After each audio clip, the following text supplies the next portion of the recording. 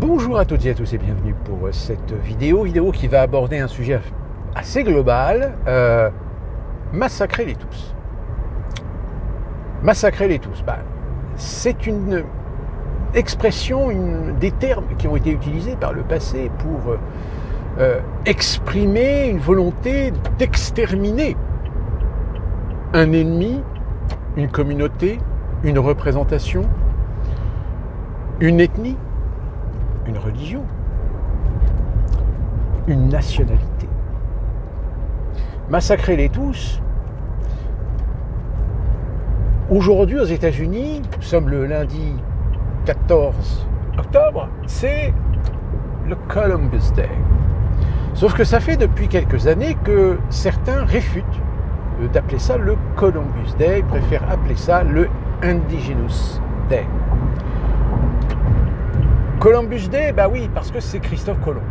Christophe Colomb, 1492, découverte de l'Amérique et tout le tralala. Sauf que pour certains progressistes aujourd'hui aux États-Unis, Christophe Colomb est coupable de génocide, coupable de massacre, coupable d'esclavage à l'encontre des autochtones. Sauf que voilà, le problème c'est que si en effet on applique la bonne pensée unique, la pensée vertueuse, humaniste, droit de l'homiste, sur des périodes de l'histoire, on fait ce que l'on appelle une décontextualisation. C'est-à-dire qu'on décontextualise les événements historiques de leur époque pour y appliquer des valeurs modernes, contemporaines, et dire si c'est bien ou si c'est pas bien. C'est exactement ce qu'on connaît en France avec Napoléon, par exemple. Oui, Napoléon a fait des conneries. Oui, Napoléon n'était pas un saint. Mais ça a été un grand homme. Un grand homme pour l'histoire de France. Oui, il a fait des guerres. Mais pourquoi il a fait des guerres? Parce qu'il y avait un contexte européen. Je rappelle, une France, une monarchie abolie. On a coupé la tête du Louis XVI. Ce qui ne plaisait pas à certaines autres monarchies européennes. Et pour vous le dire, il y a encore aujourd'hui certaines familles de sang bleu européens qui n'ont jamais digéré ce que nous avons fait à Louis XVI. Donc la France, devenue une république, a aboli le droit divin. Vous savez, c'est un peu comme si aujourd'hui, vous avez des gens qui décident de faire un coup d'État et de supprimer la République et de mettre quelque chose à la place. Là, vous allez avoir tous les pays européens, l'Allemagne, la Belgique, la Grande-Bretagne, les États-Unis qui vont dire « Oh non, c'est pas bien, vous n'avez pas le droit, c'est contre la démocratie et tout le tralala ». Même si vous mettez en place un régime ou un système qui complaît ou qui plaît à une grande proportion de la population qui est dans un système un petit peu état nourricier qui apporte tous les bénéfices au peuple sur le plan de la sécurité, sur le plan de la santé, sur le plan de l'éducation et donner sa chance à tout le monde. Non. Non, parce que c'est pas la République. Donc à l'époque de Napoléon, oui, c'était son contexte. Donc Christophe Colomb, 15e siècle, on est encore dans l'emprise de la religion sur le pouvoir d'État, sur les monarques, divergence d'idéologie, esprit de conquête, en matière de massacre, les conquistadors espagnols se sont posés là. Les Américains, une fois qu'ils ont déclaré leur indépendance, je rappelle quand même que ça c'était au 19e siècle, donc on est quand même plus proche de périodes civilisées, etc. Non, pendant le 19e siècle, le blanc américain, il a quand même massacré les natifs, les Indiens. Donc, moi je vous le dis franchement, il y a des fois je leur pose la question, je dis mais même si c'était pas Christophe Colomb, ça aurait été un autre, et ça aurait été exactement pareil. Pourquoi ? Parce que c'était l'époque, c'était les mœurs de l'époque. La loi du plus fort. La loi du plus fort qui s'impose. La loi de la religion qui évangélise. qui christianisent. Je veux dire, en Europe, il y a des tas de pays où à un moment donné, on a cédé à la religion, on a cédé au christianisme, au catholicisme, au protestantisme. Donc, ça fait partie de l'histoire. Ça fait partie de l'évolution de l'histoire. Et l'évolution de l'histoire, même dans l'évolution, je dirais, de l'humanité d'une manière générale, il y a des fois des conflits où il y a un vainqueur et un vaincu. Où il y a des dominants et des dominés. Et les dominés, malheureusement, parfois, ils se font exterminer, ils se font massacrer. C'est l'histoire. Et cette histoire, elle nous sert justement à mieux comprendre d'où nous venons, qui nous sommes, et comment nous avons évolué. Évolué dans nos mœurs, dans nos civilisations, dans nos droits fondamentaux, dans nos libertés. S'il n'y avait pas eu ça, on n'aurait pas ce sens aujourd'hui de certaines valeurs démocratiques, de liberté, d'opinion, de justice. Donc c'était un passage un peu obligé, douloureux pour certains, bien sûr. Mais j'ai envie de dire aujourd'hui, est-ce qu'on a vraiment tiré les leçons? Si aujourd'hui, des gens aux États-Unis détestent Christophe Colomb parce qu'à cause de lui, il y a eu des massacres, il y a eu des génocides. Pourquoi? Parce qu'il a découvert l'Amérique. Il a découvert le Nouveau Monde. Mais encore une fois, ça n'aurait pas été lui, ça aurait été un autre. Issu des civilisations, issu des sociétés européennes. Et même si à la limite ça avait été les Chinois ou les Japonais du côté Pacifique, mais ça aurait été pareil. Les Chinois et les Japonais pratiquaient l'esclavage. Je dirais même que c'était des sociétés, au 15e, 16e, 17e siècle, c'était des sociétés féodales. Tout autant que certaines sociétés européennes. Donc, ça ne sert à rien de dire oui, Christophe Colomb, blablabla, mais de toute façon, ça aurait été pas Christophe Colomb, ça aurait été un autre, ça aurait été pareil. Pourquoi? Parce que la civilisation du 15e et 16e et 17e siècle était ainsi. Que ça vous plaise ou non. Et quand je dis qu'on n'a pas tiré véritablement les leçons, aujourd'hui, quand vous avez Kamala Harris qui vient aujourd'hui de dire oui, il y a eu des massacres sur les autochtones, etc. Voilà, donc je la joue progressiste, oui, je suis d'accord, je préfère fêter les indigènes plutôt que Christophe Colomb, blablabla, etc.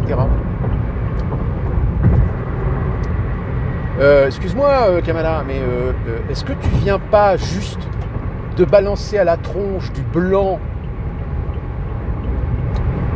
que s'il est là, s'il est américain, c'est peut-être en partie à cause de gens comme Christophe Colomb. Non?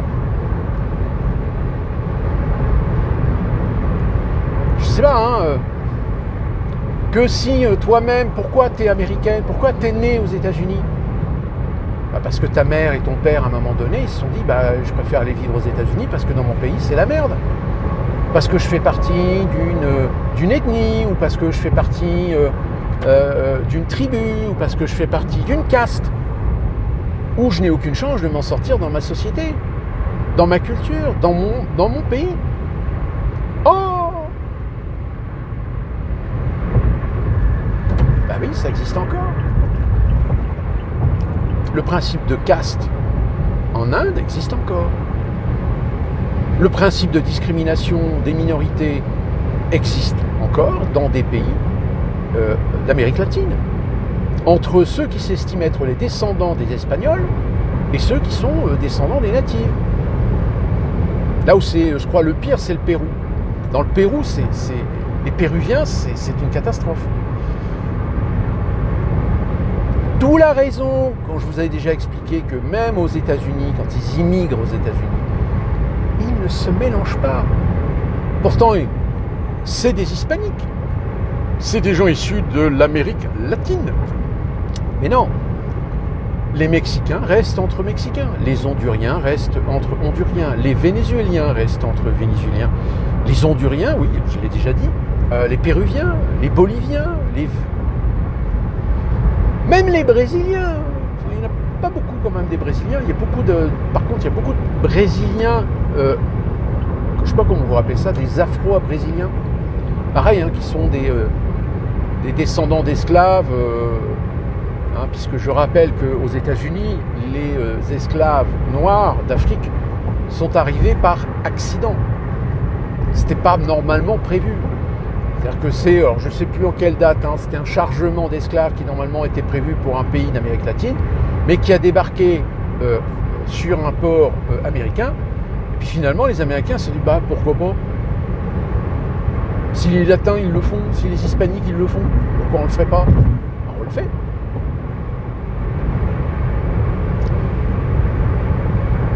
Et donc, là encore, très bel exemple d'une certaine hypocrisie. Alors, hypocrisie de vouloir accepter le contexte d'une époque où tout n'était pas tout blanc et tout noir, évidemment. Je veux dire, même en France, les guerres de religion entre les catholiques et protestants, j'ai envie de dire, qu'est-ce qu'on va faire ? On va aller critiquer, on va aller montrer du doigt les catholiques en France. Ah, pas bien, vous avez massacré des protestants pendant la nuit de la Saint-Barthélemy, blablabla. Et attendez, c'était quand ça ?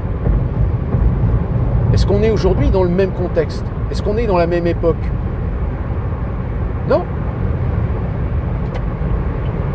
En revanche, il y a un pays qui aujourd'hui, depuis maintenant 1 an, nous démontre qu'il a bien la ferme intention de faire une liquidation. Alors, moi j'utilise le terme liquidation.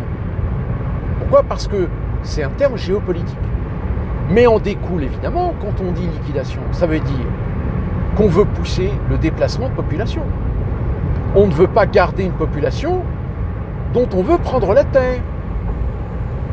Logique. Sauf que là, vous avez quand même une population qui reste. Vous avez une population à qui on a donné une certaine légitimité par des statuts, certes, un petit peu bâtards parce qu'on ne voulait pas se mettre Israël à dos.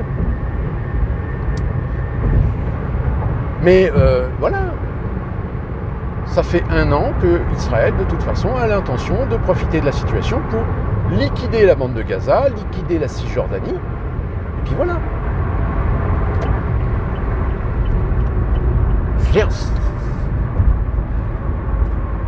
Alors après, on peut utiliser les termes de génocide, etc. Oui, bien sûr, on peut.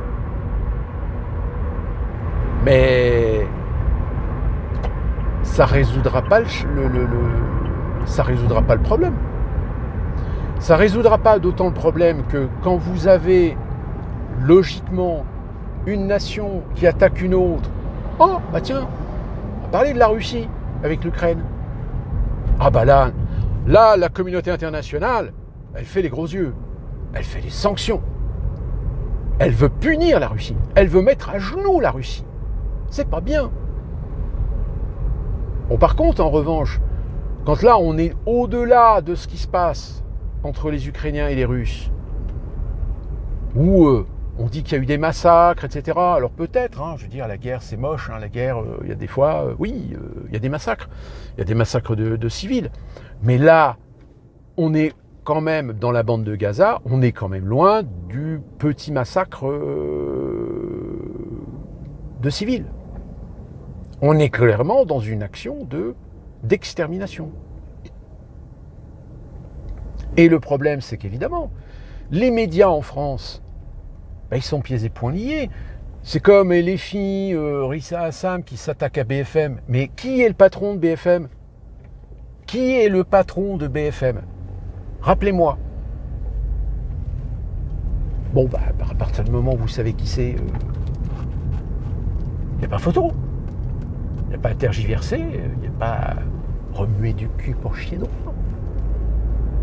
Donc évidemment que BFM ne mettra pas en évidence la cruauté de l'armée de Tsahal, de l'armée israélienne, qui est aux ordres d'un gouvernement tenu par une extrême droite qui est sioniste. Mais encore une fois, on est dans les amalgames, c'est-à-dire qu'on essaie de promulguer dans l'esprit que tous les juifs seraient des sionistes. Et c'est ce que les LFI fait.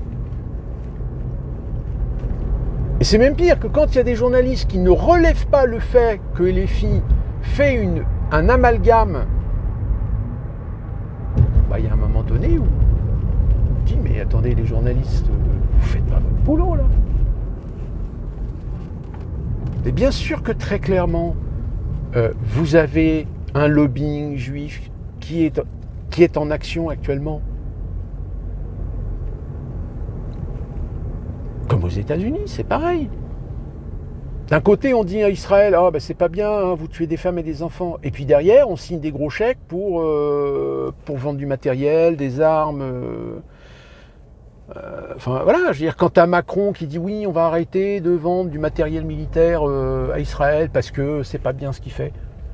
Je peux vous dire que les industriels français de l'armement, là je peux vous dire que les téléphones, ils ont dû, mais alors chauffer. Hein.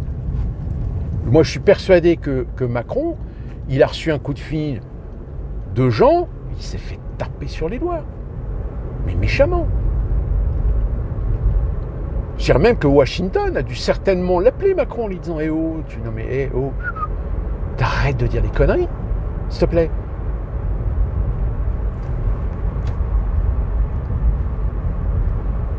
Donc, voilà c'est affligeant parce que, en réalité, on jongle, comme je vous l'avais dit dans une précédente vidéo, on joue sur les cordes sensibles de gens qui ont été conditionnés à la sensiblerie, qui ont été conditionnés à la simplification. C'est-à-dire que une donnée simple est beaucoup plus efficace qu'une donnée complexe. La donnée complexe, elle peut avoir des pour et des contre, elle peut avoir des justes milieux, elle peut amener des réflexions, etc. Alors que un concept simple, c'est soit blanc ou noir. C'est soit oui ou non. C'est soit pour ou contre. D'autant plus qu'aux États-Unis, la justice américaine est très friande de ce principe. Hein, vous avez certainement vu dans des séries ou dans des films, lors de procès, des avocats qui posent la question, oui, vous ne pouvez répondre que par oui ou par non. Est-ce que... excusez-moi, mais votre question, en fait... Et là, tu as le juge qui dit, non, vous devez répondre par oui ou par non. Mais je ne peux pas répondre par oui et par non, le sujet est trop complexe. Je ne peux pas être affirmatif ou négatif par rapport au sujet abordé dans la question. Parce qu'il y a des éléments qui rentrent en ligne de compte. Et bien ça, malheureusement, dans la justice américaine, vous ne pouvez pas le faire. Vous êtes obligé de répondre par oui, par non. Et c'est comme ça parfois que certains procès sont gagnés à tort, parce que par le manque de précision, par le manque du détail, si en face un avocat ne fait pas un contre-interrogatoire pour justement modifier la question et permettre à la personne de mieux exprimer son idée par rapport à la question que l'autre a posée en obligeant la personne à répondre par oui ou par non,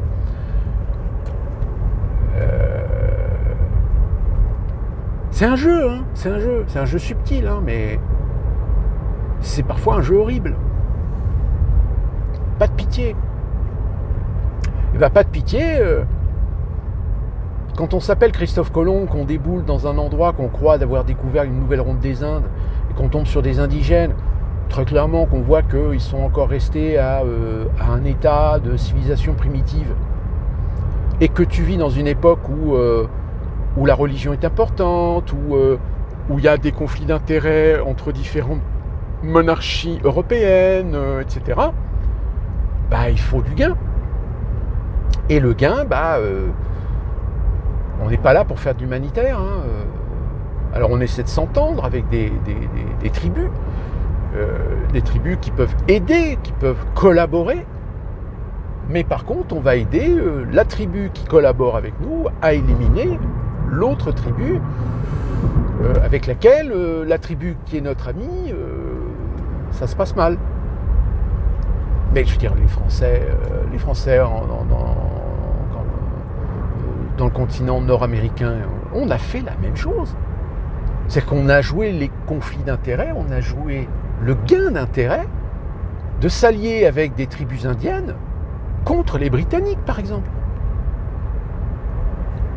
Alors évidemment, du point de vue des Britanniques, il y a certaines batailles qui ont été où leurs hommes, etc., ont été massacrés. Et qu'on dit, ouais, les Français, ils ont massacré des Britanniques. Mais j'ai envie de dire, si les Français n'avaient pas massacré les Britanniques, c'est les Britanniques qui auraient massacré les Français. Je veux dire, quand vous cultivez la haine, ne soyons pas surpris qu'il y a une forme de déshumanisation de l'individu.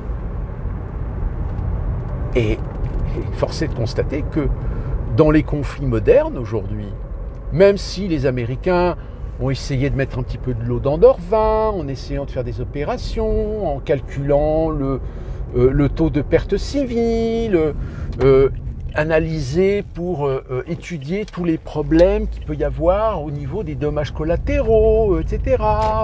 Et puis si le pourcentage est trop élevé, on n'effectue pas la mission. Mais vous pensez que franchement que les Israéliens avec l'armée de Tsahal, est-ce qu'ils pensent ces considérations-là? Non. Eux, s'ils ont une information qu'il y a un bureau, qu'il y a une cache dans une cave d'un immeuble de soldats du Hamas, eux, ils en ont rien à foutre qu'il y ait des habitants civils palestiniens dans l'immeuble. Ils bombardent l'immeuble. Ah bien sûr, vous allez me dire oui mais c'est dégueulasse. Bien sûr que c'est dégueulasse. Mais comme c'est dégueulasse par rapport à notre point de vue en tant qu'occidentaux, les occidentaux au niveau de l'ONU, qu'est-ce qu'on fait? Rien. Même le secrétaire général, M. Duterte, a été considéré persona non grata sur le territoire israélien. Ah là, évidemment, il y a certains pays, les États-Unis, la Russie, la Chine, ils ont dit ouais, enfin là, Israël, ça va pas, ils poussent le bouchon un petit peu trop loin. Même Biden, il y a un journaliste qui lui a dit oui, est-ce que vous avez posé des remontrances contre Israël? Oui, bien sûr, c'est inadmissible, nous ne pouvons pas accepter, machin. Mais vous allez continuer à aider Israël? Bien sûr. Non mais sous-entendu, on va être très clair, on ne va pas se couper l'herbe sous le pied des industriels, des empires militaro-industriels américains. Souvenez-vous, quand une guerre s'arrête, attendez-vous à ce qu'il y en ait une autre qui commence ailleurs.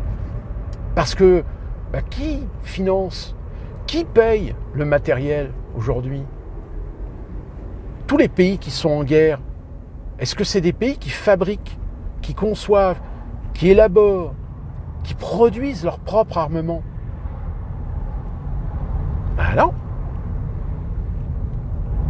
Même la France, pourtant la France qui produisait ses propres armes. Même la France, on a réussi à lui couper l'herbe sous le pied et l'obliger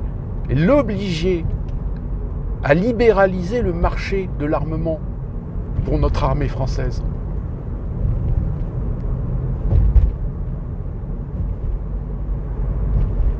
Alors, on a de la chance, on a encore des technologies, on a encore des ingénieries qui fonctionnent, qui sont 100% françaises. Mais pour combien de temps? Parce que à force d'envoyer des Mirage 2000, c'est des vieux Mirages qu'on a un petit peu modernisés, alors modernisés aux frais de la princesse, et qu'on va envoyer en Ukraine.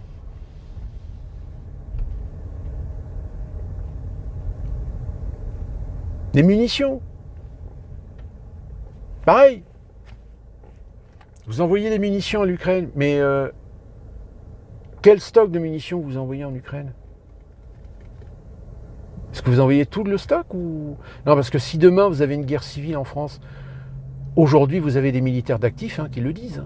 Ils disent on a une semaine de stock, pas plus.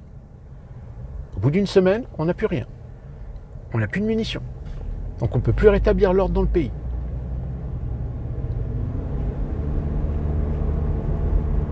Ça fout mal. Alors c'est quoi? C'est on fait appel à l'OTAN, on fait appel à nos amis américains pour venir nous aider. Et les Américains disent ouais d'accord on vient vous aider, mais par contre voilà tu signes le petit contrat là comme quoi la France soumission totale et souveraine à l'Union européenne. Et bingo. À partir du moment où un pays n'est plus capable de se défendre, aussi bien pour des problèmes ou des agressions extérieures comme des problèmes internes, à un moment donné, ce pays-là se fait bouffer. Et l'Ukraine s'est fait bouffer. Aujourd'hui, vous avez même des militaires du Pentagone qui le disent. Ils disent, là aujourd'hui, la Russie a gagné. Zelensky n'est plus en capacité aujourd'hui de reconquérir les territoires qui ont été pris par la Russie. Même avec notre aide financière, même avec notre matériel, même avec nos mercenaires qu'on paye par intermédiaire de sociétés privées, il y a un moment donné où ça fait, allez, on va dire 2 ans, il y a depuis 2 ans que je le dis, il y a un moment donné où ça va coincer, il ne va plus y avoir assez d'hommes, il ne va plus y avoir assez de chair à canon. Pareil, la journaliste de LCI, là, c'est marrant, on la voit plus, ou alors je sais pas, peut-être que je ne regarde pas au bon endroit, mais elle peut nous expliquer ce qui se passe en ce moment à Kiev, où il y a des policiers qui font la chasse à certains Ukrainiens qui sont mobilisables pour les intégrer de force à l'armée. Alors il y en a qui vont dire non, c'est de la fake news, c'est faux, ça n'existe pas, il n'y a pas. Ah bon? Bon bah écoutez, dans ce cas-là, expliquez-moi comment Zelensky va faire pour reconquérir tout ce que les Russes leur ont pris. Avec quels moyens? Avec quel matériel? Parce que bon, chaque fois qu'il y a des drones qui dézinguent des chars russes ou qui tuent des soldats russes, ah tiens, regardez, génial, ouais, super, on va gagner la guerre et tout. Oui, avec des drones. Tu gagnes une guerre avec des drones.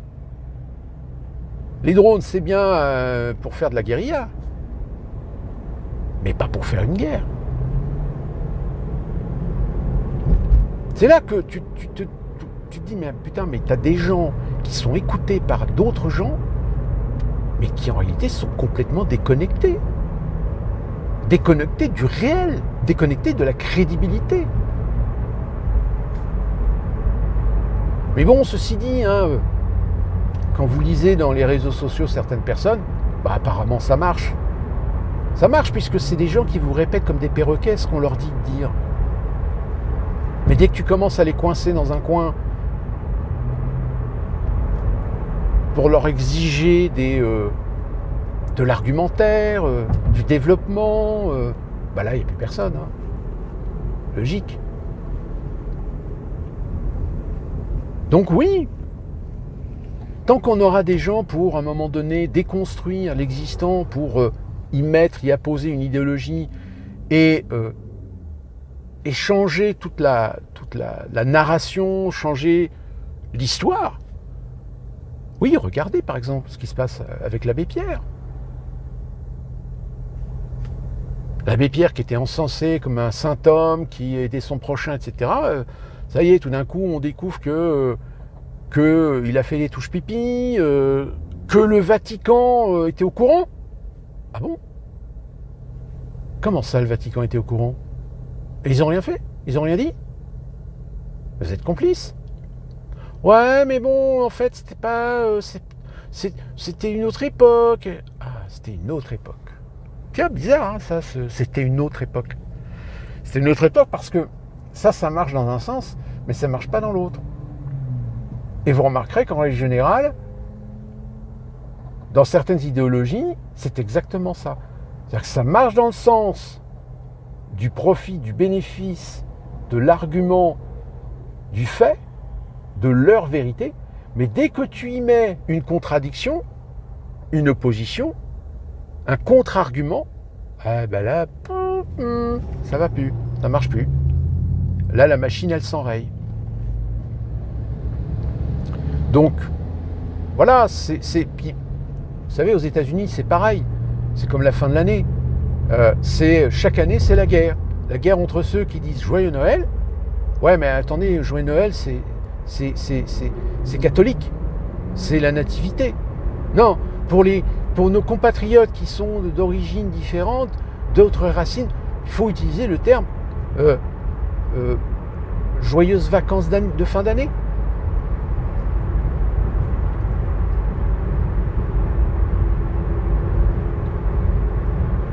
Je crois qu'en France, ça commence à venir aussi. C'est là, Et inversement,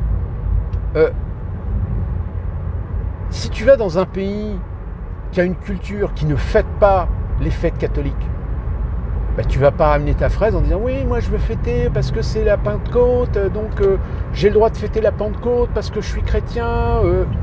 Ouais, mais nous, notre pays, les musulmans. Donc ta Pentecôte, tu vas te la fourrer où je pense.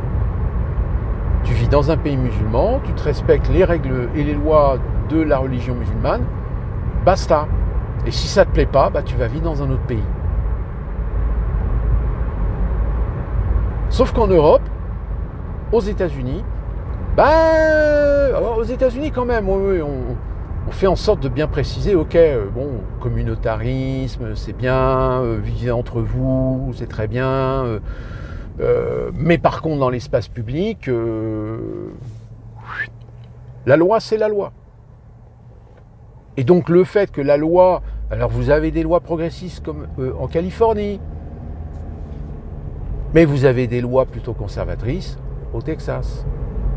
Donc au Texas, si vous avez des gens qui veulent dire Merry Christmas, ils ont le droit de dire Merry Christmas. C'est comme ici en Caroline du Nord. Caroline du Nord, si vous allez dans la campagne, c'est Merry Christmas.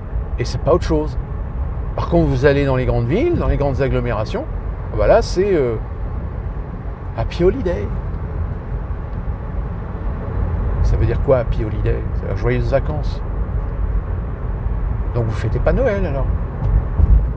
Donc rendez tous les cadeaux de Noël que vous avez achetés pour vos gosses, puisque vous voulez pas fêter, puisque vous voulez pas dire Joyeux Noël. Donc ça veut dire que vous ne respectez pas la fête catholique, la nativité, enfin dire. Oui, mais en fait, c'est pas vraiment religieux, puisque Noël, c'est quand même un concept américain. La preuve, c'est que même le Père Noël, l'origine du Père Noël, c'est Coca-Cola.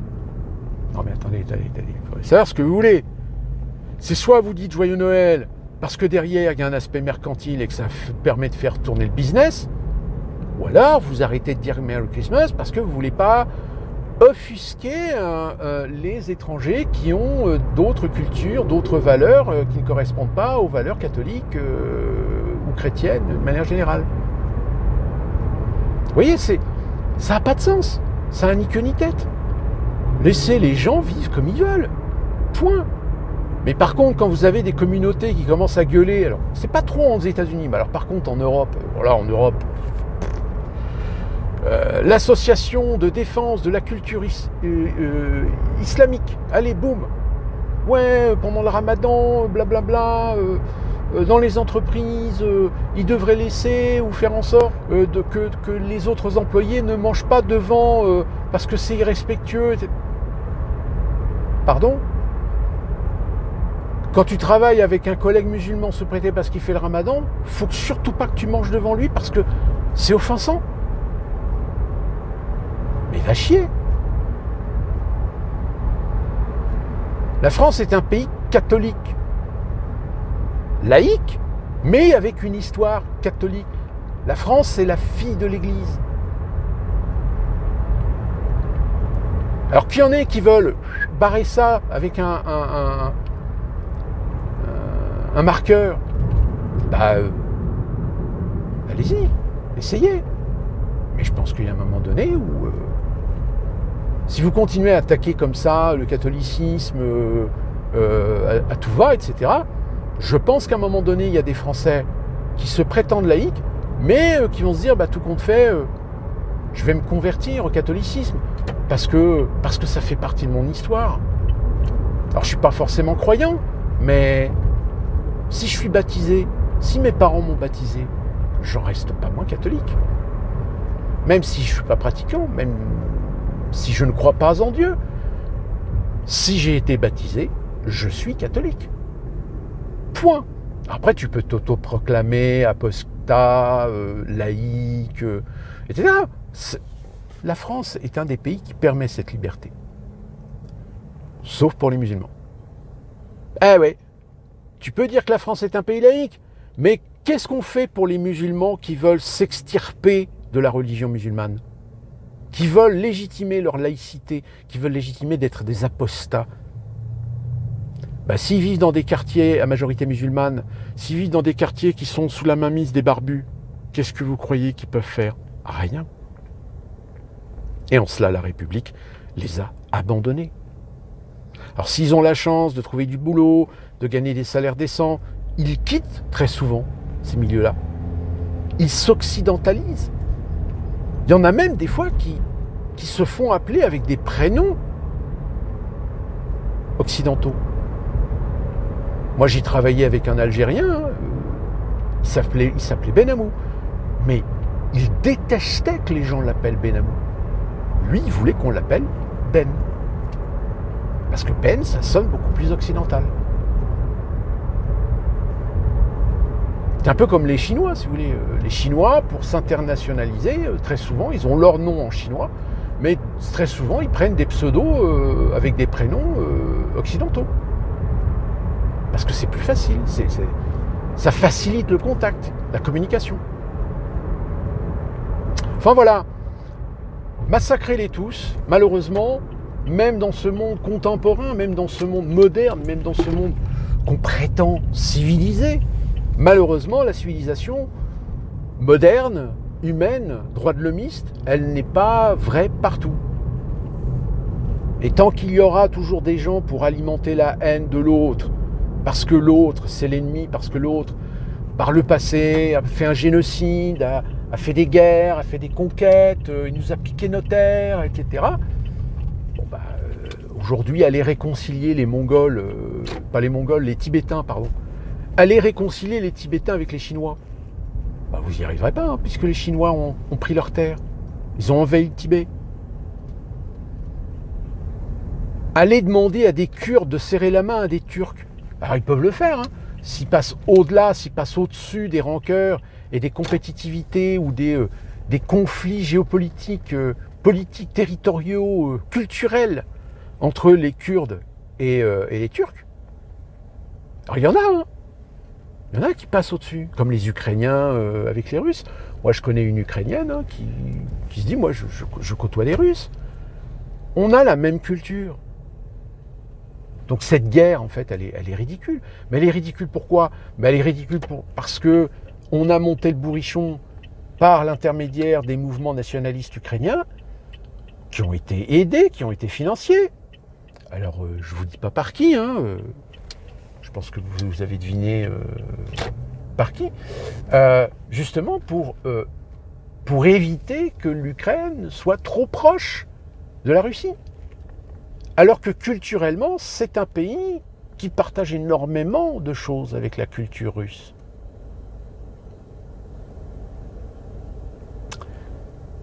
Mais ça, faut être un petit peu informé. Ça, faut être un minimum cultivé.